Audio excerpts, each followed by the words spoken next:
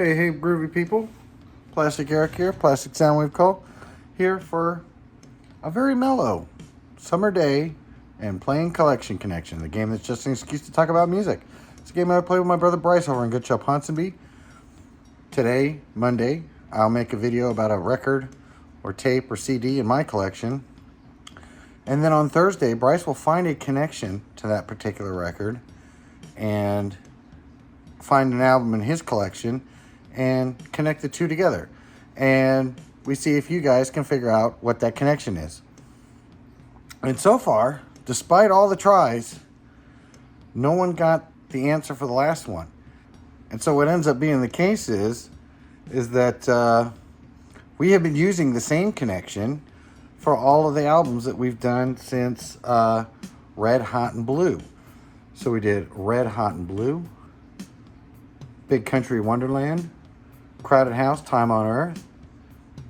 And then the album that I'm going to show today will still be using that same connection because we can. We can do it and nobody's figured it out yet. So that's been fun. And we can actually keep going on with this connection a little bit longer. Not a whole lot longer, but a little bit longer. Depends on how much we want to stretch it out. And so with that, I want to talk about the album that I listened to from my brother, which he did last week, which was Crowded House, Time on Earth. To be honest, I'm used to the older Crowded House stuff. Bryce is a much bigger Crowded House fan than I am, or Neil Finn fan. I do have a Neil Finn solo album. I've got the first Crowded House album, Together Alone, and I think they're best of. And I enjoy them all. I had not heard any of their later stuff that they put out until this particular album, Time on Earth. And I found it to be pretty good. At first, when I started listening to it, it sounded like, standard Crowded House fare. But there were a couple of songs that stood out for me. Heaven That I'm Making was a really good song on here. Silent House I enjoyed quite a bit. And the last two songs, You Are the Only One to Make Me Cry and People Are Like Suns. Don't chew that. And so overall, I thought it sounded pretty good. Those four songs really stuck out for me. It might be something I would actually go out and look for. I'd have to check and see if they have it on vinyl or not. But overall, it's pretty good. But those four songs that I mentioned are awesome. Really, really good. And so what did I connect it to with the same connection?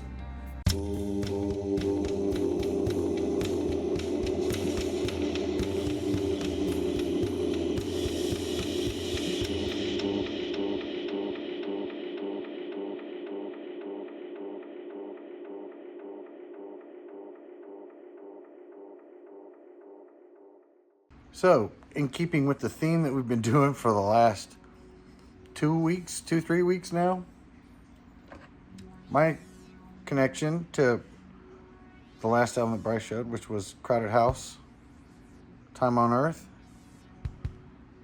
and I apologize to Bryce now if he can't stand this group, Matchbox 20, an album that came into my collection through, I think my wife picked it up and never really listened to it before now. It's basically a compilation. It has a lot of the earlier stuff. I mean, the stuff that they beat to death on the radio. Push, 3 a.m., all of their hit songs. Decent songs, but I think I got hit with the syndrome like when people can't listen to things like Stairway to Heaven or Freebird, or those songs that are just so popular that rock stations tend to play over and over and over and over and over again.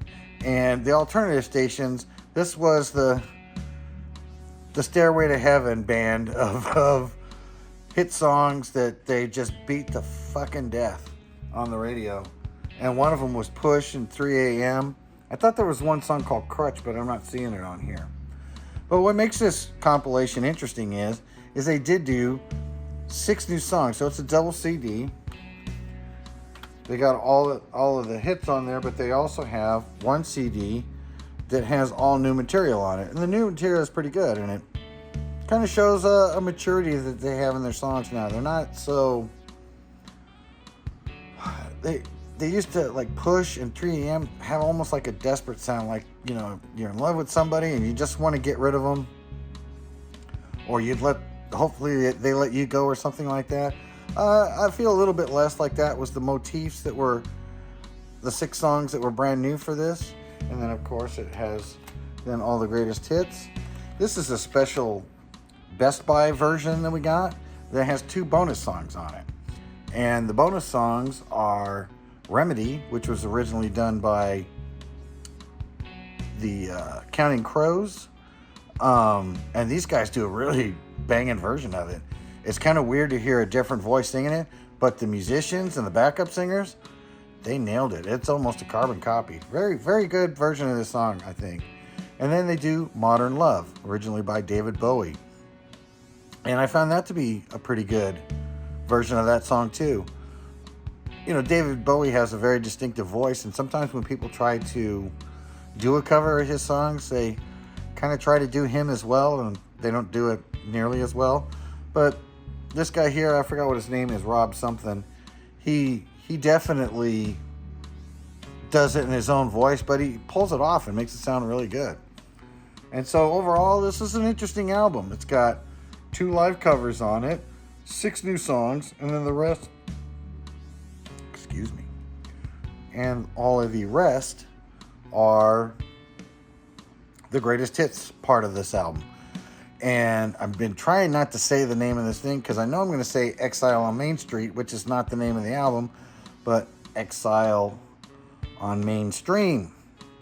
And what exactly that means, I don't know, but I only just discovered that it was mainstream. I always thought it was Exile on Main Street.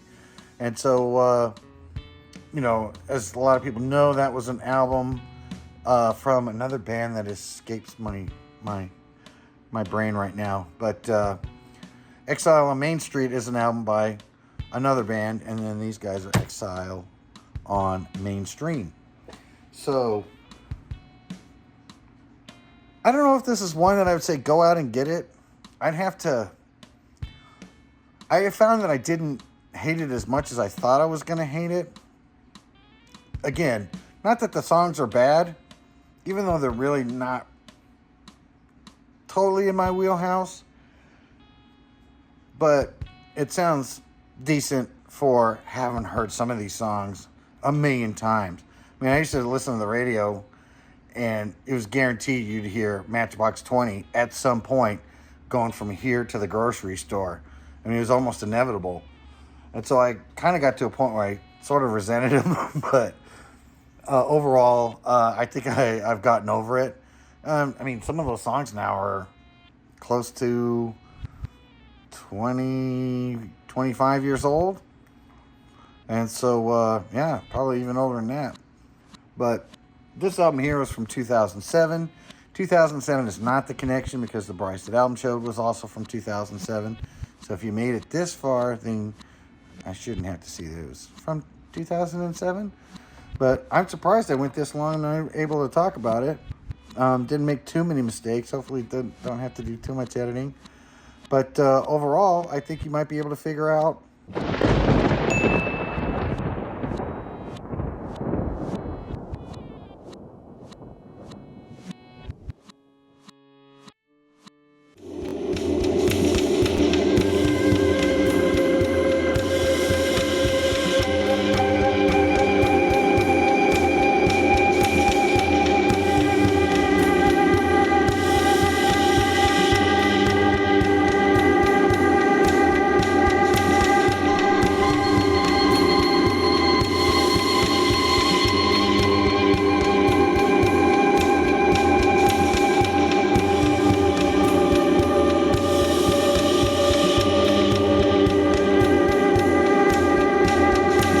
Meow Baby.